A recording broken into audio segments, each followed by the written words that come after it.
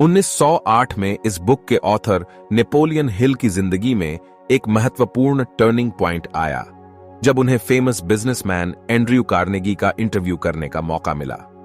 Andrew Carnegie उस समय के सबसे पावरफुल और सफल लोगों में से एक थे। एंड्रयू कार्नेगी का कहना था कि सफलता के प्रोसेस का एक सिंपल फॉर्मूला होता है जिसे दुनिया का हर इंसान समझ सकता है और उसे हासिल भी कर सकता है।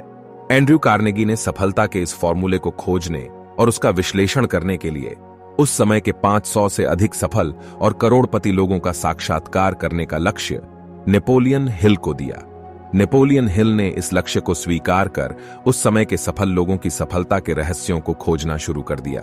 नेपोलियन हिल ने Thomas Edison, Alexander Graham Bell, Henry Ford और थियोडोर रूजवेल्ट जैसे उस समय के 500 से अधिक सबसे सफल और अमीर लोगों का साक्षात्कार लिया।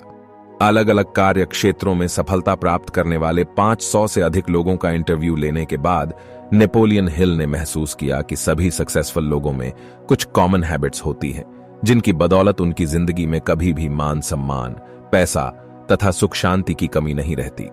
अमीर बनने या सफलता प्राप्त करने के लिए इंसान का पढ़ा लिखा होना जरूरी नहीं है, बल्कि इससे भी ज्यादा जरूरी है उन आदतों को जानना जो सफल और अमीर लोगों में पाई जाती हैं। इस बुक में नेपोलियन हिल ने अमीर बनने के ऐसे नियम बताए हैं जिन्हें फॉलो करके कोई भी इंसान अपने जीवन में सफलता प्राप्त कर सकता है। तो आइए जानते हैं कौन से वो नियम है जिन्हें जानकर कोई भी व्यक्ति सफल हो सकता है। पहला नियम, तीव्र इच्छा, बर्निंग डिजायर। अगर आप पैसा कमाना चाहते हैं तो आपके अंदर पैसा कमाने की तीव्र इच्छा, बर्निंग डिजायर होनी चाहिए। ऐसा नहीं है कि यह नियम केवल पैसा कमाने के लिए ही लागू होता है, बल्कि यह दुनिया के हर काम पर लागू होता है। आप जो सोचते हैं आप वो कर सकते हैं, बस आपके अंदर उस काम को करने की तीव्र इच्छा होनी चाहिए। लेखक ने इस किताब में 6 स्टेप्स बताए हैं जिनके जरिए आप पैसा कमाने की इच्छा को पूरा कर सकते हैं। आप जितना पैसा कमाना चाहते हैं उसे अपने मन में सोच लीजिए। यहां सिर्फ यह कहना काफी नहीं होगा कि मैं बहुत पैसा कमाना चाहता हूं। आपको एक निश्चित धनराशि ही सोचनी पड़ेगी। जैसे मैं 1 लाख रुपए हर महीने कमाना चाहता हूं।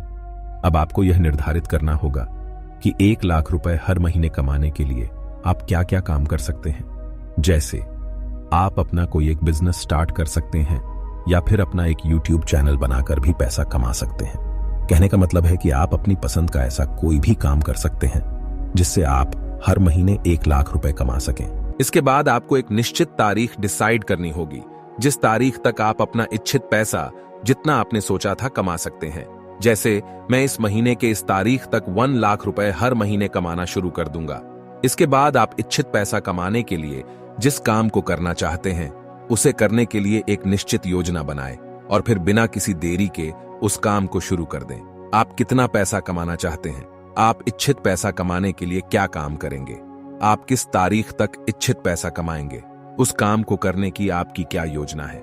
इन सारे सवालों के जवाब स्पष्ट रूप से किसी कागज पर लिखकर एक स्टेटमेंट तैयार कर लें। इसके बाद आप अपने इस लिखे हुए स्टेटमेंट को दिन में 2 बार जोर से पढ़ें और इसे हमेशा याद रखें। दूसरा नियम, फेथ, आस्था या विश्वास। किसी चीज को चाहने और उसे पाने में काफी अंतर होता है। आप किसी चीज को तब तक हासिल नहीं कर सकते जब तक आपको यह विश्वास न हो जाए कि आप इसे हासिल कर सकते हैं।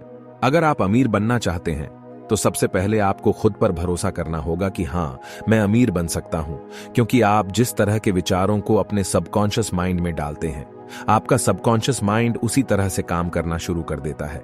इसलिए आपको हमेशा पॉजिटिव ही सोचना चाहिए और नेगेटिव विचारों से खुद को बिल्कुल दूर रखें। तीसरा नियम, ऑटो सजेशन, आत्म सुझाव।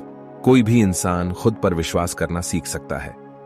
अगर आप अपने आप से किसी भी काम के बारे में रोजाना ये कहे कि मैं यह काम कर सकता हूं, तो एक समय ऐसा आएगा कि आप वाकई उस काम को करने में सक्षम हो जाओगे। खुद से इस तरह की बात करना ही ऑटो सजेशन कहलाता है। हमारा अवचेतन मन पूर्ण विश्वास की भावना से दिए गए किसी भी आदेश को ग्रहण कर लेता है और उन आदेशों पर एक्शन करना शुरू कर देता है।